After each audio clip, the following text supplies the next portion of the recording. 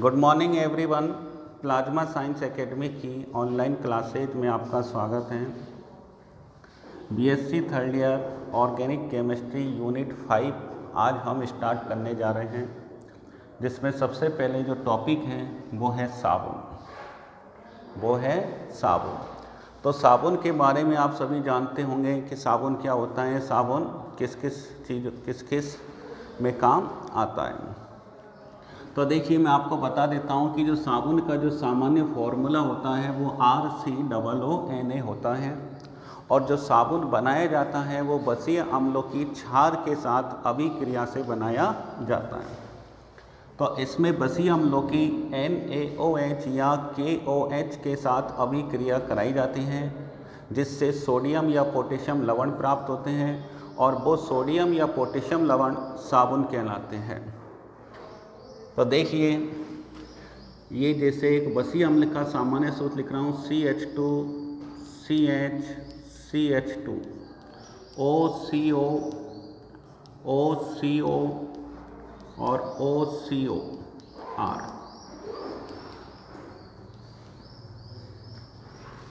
ये क्या है? बसीय अम्ल। तो बसीय अम्ल की अभिक्रिया NaOH से करा दो चाहे KOH से करा दो। NaOH या KOH से कराने पर अगर अपन NaOH से कराएंगे तो सोडियम लवण प्राप्त होते हैं, और यदि अपन KOH से कराते हैं तो पोटेशियम लवण प्राप्त होते हैं। तो देखिए आप, जब अपन जानते हैं RCOO के ऊपर क्या होता है? माइनस होता है। क्या बाहर निकल जाएगा? यहाँ देखो Na के ऊपर प्लस और OH के ऊपर माइनस। इसी प्रकार K के ऊपर प्लस और OH के ऊपर माइनस। तो NaOH से कराएंगे तो सोडियम लवण बनेगा, KOH से कराएंगे तो पोटेशियम लवण बनेगा। RCOO कितने हैं यहाँ पर? 3। तो यहाँ कितने लगा दो? 3। तो क्या बन जाएगा? 3RCOONA। और क्या बाहर निकल जाएगा? अब देखो इसमें OH बचे तो CH2 ये अपन ने लिख दिया CH2 और इसमें आ जाएगा OH और ये OH किस में जुड़ जाएगा? CH2 में।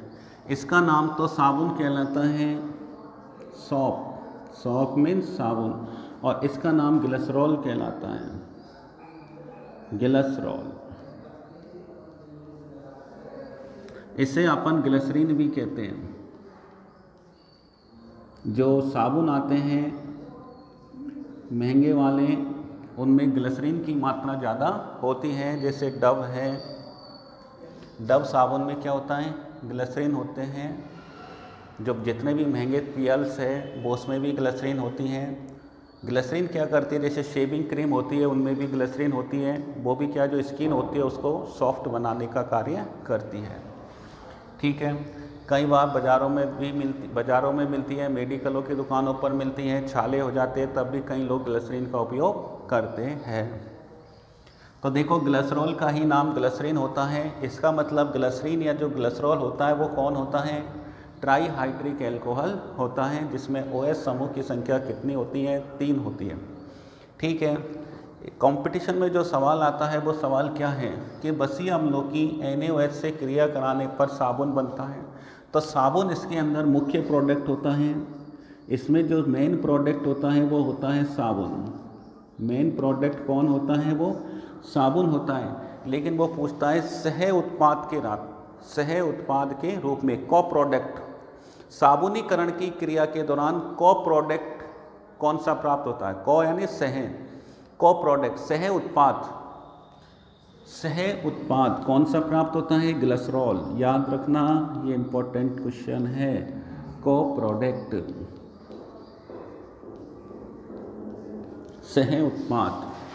साबुनीकरण की क्रिया में जो मेन उत्पाद होता है वो तो साबुन होता है, लेकिन प्रश्न आता है सह उत्पाद। अब सह उत्पाद में साबुन भी होता है, ग्लिसरीन भी होता है, और 2 अन्य कोई चीज़ भी होते हैं। ठीक है।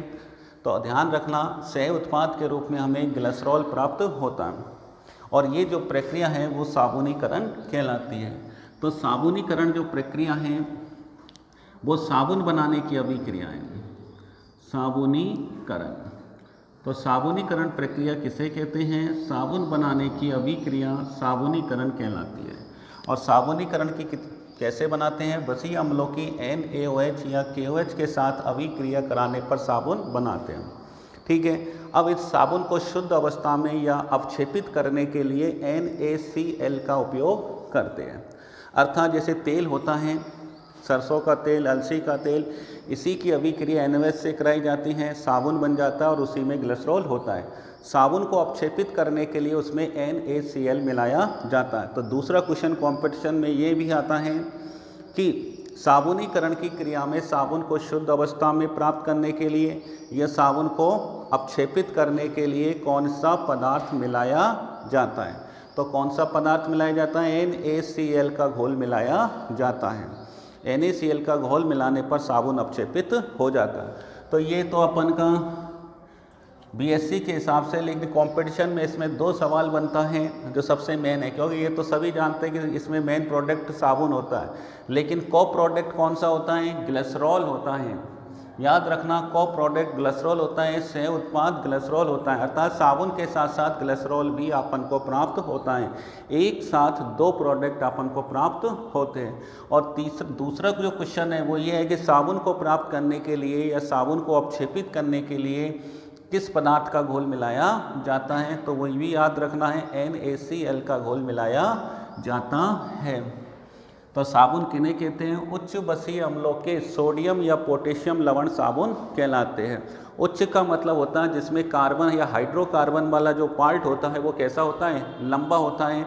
ये जो एल्किल समूह होता है उसमें अधिक कार्बन होते हैं, जैसे C15, H31, C17, H35। तो यहाँ पर R की जगह अपन R बराबर जैसे अपन C15 H31 ले सकते हैं, R बराबर C17 H35 ले सकते हैं। तो जो साबुन होते हैं वो पामेटिक अम्ल, स्टीयरिक अम्ल, ओलिक अम्ल के सोडियम या पोटेशियम लवण होते हैं। ठीक है। तो यहाँ पर ध्यान रखना, उच्च का मतलब होता है एल्किल समूह कैसा है? बड़ा वाला, जिसमें कार्बन की संख्या अधिक है, हाइड्रोकार्बन वाला जो पार्ट है वो बड़ा है। तो उच्च बसीय अम्लों के सोडियम या पोटेशियम लवण साबुन कहलाते हैं। ठीक है। तो बसीय अम्लों की NaOH या KOH से क्रिया कराने पर साबुन बनता है, सह उत्पाद के रूप में ग्लिसरॉल प्राप्त होता है और साबुन को अपक्षेपित करने के लिए इसमें NaCl का घोल मिलाया जाता है।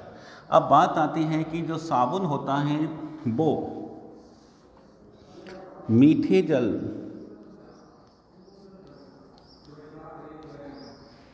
और एक होता है खारा जल। एक होता है मीठा जल और एक होता है खारा जल। मीठे जल को अपन मृदु जल कहते हैं, मृदु जल, और खारे जल को अपन कठोर जल कहते हैं।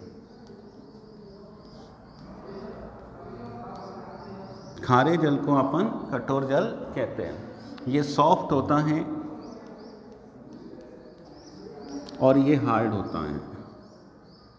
ये सॉफ्ट होता है और ये हार्ड होता है। अब बात आती है कि जो साबुन है अपन डेली यूज में लेते हैं कपड़े धोने में, तो जब अपन उसमें नल का पानी, जैसे मीठे जल में आता है नल का पानी, नदी का पानी, तालाब का पानी, झरने का पानी, ये मीठे जल के स्रोत होते हैं। खारे जल में आता है जैसे समुद्र का पानी, हैंडपंप में भी कई प्रकार के पानी निकलते हैं, खारा भी निकलता है और मीठा भी निकलता है। जो स्वाद में अपन को खारा लगता है, कड़वा लगता है, वो कठोर जल में आएगा, क्योंकि उसमें बहुत सारे साल्ट घुले रहते हैं, लवण घुले रहते हैं। कई नदियों का जो जल होता है वो खारा भी होता है, ये नहीं कि सारी नदियों का जल मीठा ही हो। अब बात आती है कि तुमने देखोगा कि अपन जब नल के पानी को यूज में लेते हैं तो उससे कपड़े आसानी से धुल जाते हैं, झाग बहुत सारे बनते हैं और वो इजीली साफ़ हो जाते हैं, गंदगी नहीं रहती है। दूसरी बात, जब अपन हैंडपम्प का पानी या बोरिंग का पानी जो लेते हैं, मैक्सिमम पानी खारा होता है बोरिंग का, वो खारा पानी होता है, उसमें साल्ट घुले रहते हैं, मुँह में लेते हैं तो वो भी अपन को खारा सा लगता है। और जब उससे अपन कपड़े धोते हैं तो अपन ने देखा होगा कि वो साबुन उसमें अपन रगड़ते हैं फिर भी बहुत कम झाग बनते हैं, अधिक झाग नहीं बनते। और जब तक अधिक झाग नहीं बनेंगे साबुनीकरण की क्रिया आसानी से नहीं होगी, मतलब कपड़ों पर लगी गंदगी आसानी से साफ नहीं होगी। ऐसा क्यों होता है? कठोर जल के अंदर साबुन बहुत सारा वेस्टेज भी चला जाता है, कपड़ों की सफाई भी नहीं होती है और कपड़ों में साबुन भी लगा रह जाता है। जबकि मीठे जल के अंदर थोड़ा सा साबुन लगाने पर खूब सारे झाग बनते हैं, गंदगी भी आसानी से साफ़ हो जाती है, चमक भी आ जाती है और साबुन भी वेस्टेज नहीं जाता है। ऐसा क्यों? ऐसा इसलिए है कि मीठे जल के अंदर साल्ट एब्सेंट रहते हैं, इसमें साल्ट नहीं होते, इसमें साल्ट नहीं होते, जबकि इसमें साल्ट प्रेजेंट होते हैं। इसमें तो साल्ट नहीं होते और इसमें साल्ट होते हैं। अब क्या होता है कि जब इसके अंदर जो साल्ट होते हैं वो मैक्सिमम कैल्शियम आयन के होते हैं और कौन से होते हैं? मैग्नीशियम आयन के होते हैं। और साबुन जैसे सोडियम आयन होता है या पोटेशियम आयन होता है। जब सोडियम साल्ट की अभिक्रिया कैल्शियम लवणों से या मैग्नीशियम लवणों से कराई जाती है तो इनकी जो क्रियाशीलता है वो इनसे अधिक होती है। ये जो कैल्शियम आयन है और मैग्नीशियम आयन है वो सोडियम आयन को क्या कर देते हैं? डिस्प्लेसमेंट कर देते हैं, विस्थापित कर लेते हैं। और जो साबुन है, अर्थात अपन बात करें RCOONA, अगर इसकी अभिक्रिया कैल्शियम या मैग्नीशियम आयन के साथ में कराई जाएगी तो ये क्या होगा? यह 2 है तो RCOO, बताओ 2 यहाँ चला जाएगा तो इसका क्या बन जाएगा? होल ट्वाइस, और यहाँ पर क्या आ जाएगा? Ca, और क्या बाहर निकल जाएगा? Na+। बैलेंस करें तो यहाँ कितना आ जाएगा? 2, या फिर ये बन जाएगा RCOO का होल ट्वाइस और मैग्नीशियम। तो साबुन की अभिक्रिया जब खारे जल से कराते हैं तो खारे जल में कैल्शियम आयन होता है और मैग्नीशियम आयन होता है। ये कैल्शियम आयन या मैग्नीशियम आयन सोडियम आयन या पोटेशियम आयनों को विस्थापित कर देते हैं और कैल्शियम या मैग्नीशियम साल्ट बना लेते हैं। ये जो कैल्शियम और मैग्नीशियम जो साल्ट बनता है ये दोनों जल में अघुलनशील होते हैं, जल में अघुलनशील होते हैं। तो देखिए ये जो कैल्शियम और मैग्नीशियम साल्ट जो बना है वो जल में अघुलनशील होता है और जल में नहीं घुलने के कारण ये जल के साथ अपक्षेप नहीं देता है। और जल के साथ में जब अपक्षेप नहीं देगा या झाग नहीं बनाएगा तो झाग नहीं बनेगा तो कपड़ों पर लगी गंदगी साफ नहीं होती है। तो इन जो अपन कहते हैं जब कपड़ों पर खारा पानी लगाकर उसको रगड़ते हैं और वो अपक्षेपित होता है तो वो अपक्षेपित कौन होता है? वो अपक्षेप जिसे अपन गंदगी कहते हैं वो कैल्शियम और मैग्नीशियम के लवण होते हैं, जिसमें मैक्सिमम साबुन वेस्टेज चला जाता है। क्यों? क्योंकि वो उसके साथ में गंदगी से क्रिया करने के बजाय वो खारे पानी में उपस्थित कैल्शियम और मैग्नीशियम आयनों से क्रिया करता जाता है, जिससे हमारा साबुन वेस्टेज होता चला जाता है। और ये जो साल्ट है ये जल में अघुलनशील होता है, इसलिए ये पर्याप्त झाग नहीं बनाता। तो यही कारण है कि जो साबुन होता है वो खारे पानी में या कठोर पानी के अंदर झाग नहीं देता है, न ही कपड़ों पर लगी गंदगी को पूरी तरीके से साफ करता है। तो ये हो गई अपनी साबुन की बात। अब देखो साबुन की मैं आपको संरचना बनाता हूँ कि साबुन कैसे तो कपड़ों पर लगी गंदगी को साफ करेगा और साबुन की जो संरचना है वो कैसी होती है। स्क्रीनशॉट ले लेना। तो अब देखो अपन साबुन की स्ट्रक्चर बनाते हैं RCOONA। एग्जाम्पल ले लेता हूँ मैं इसका C17H35 COONA। ठीक है, इसको अपन ने जल में डाल दिया तो क्या बनेगा? C17H35 COO- और Na+। इसका नाम है सोडियम स्टीयरेट।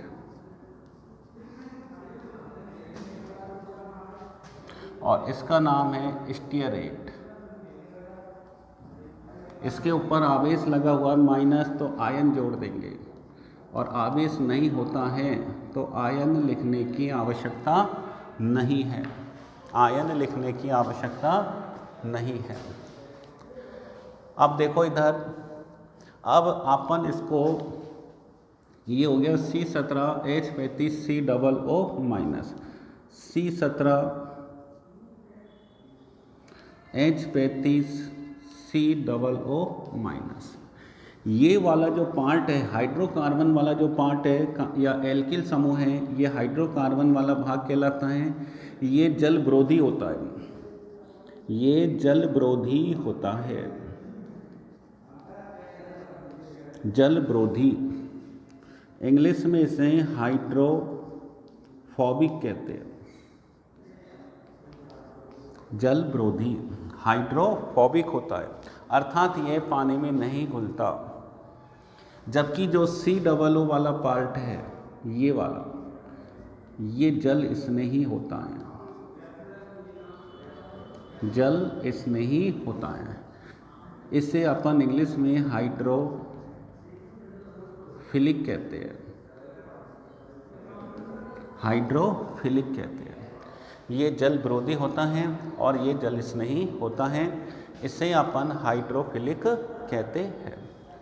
ठीक है, अब देखो इधर, इसे अपन हाइड्रोफिलिक बोलते हैं और इसे अपन हाइड्रोफोबिक कहते हैं। अब ये एल्किल समूह हो गया, ठीक है, और ये कार्बोक्सिलेट आयन हो गया। अब अपन बात करें, इसको अपन यूं भी बना सकते हैं,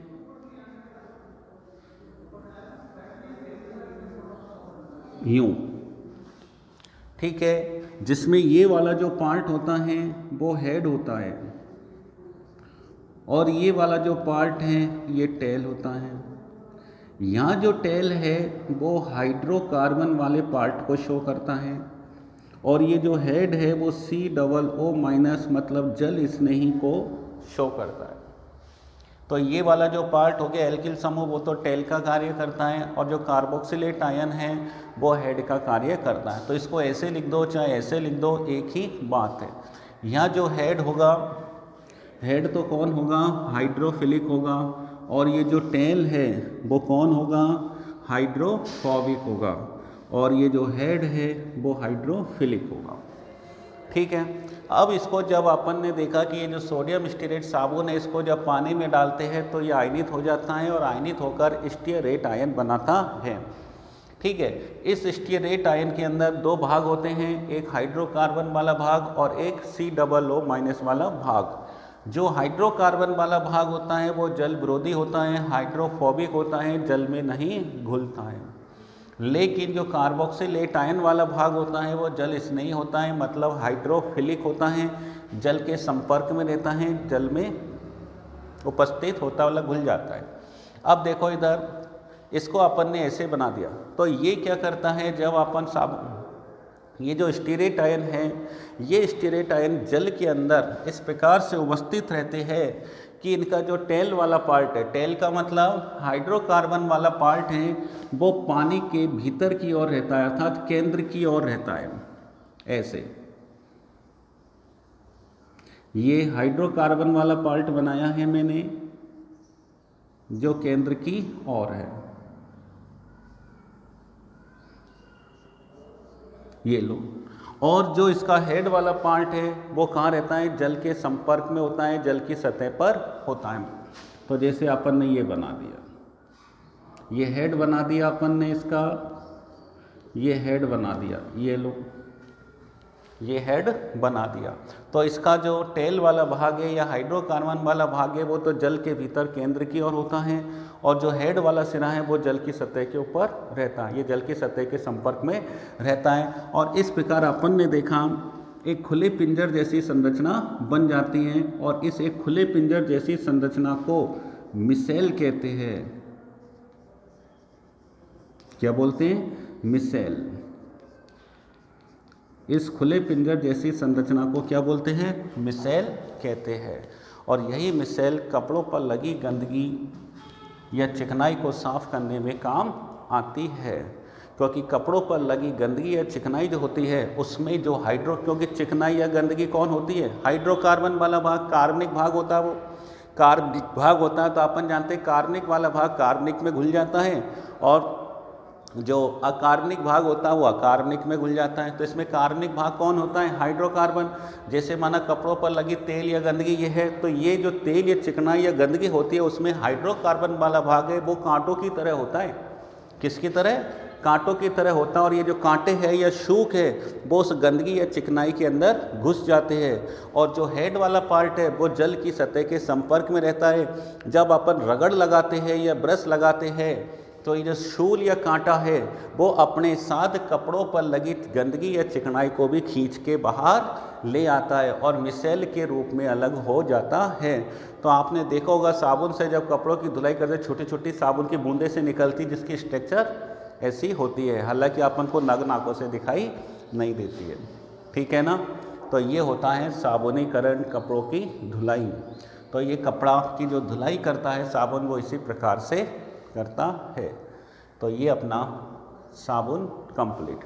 अब आता है इसके बाद में अपमार्जक। इंग्लिश में अपमार्जक को डिटर्जेंट भी कहते हैं, जिसे अपन सर्फ भी कहते हैं। सर्फ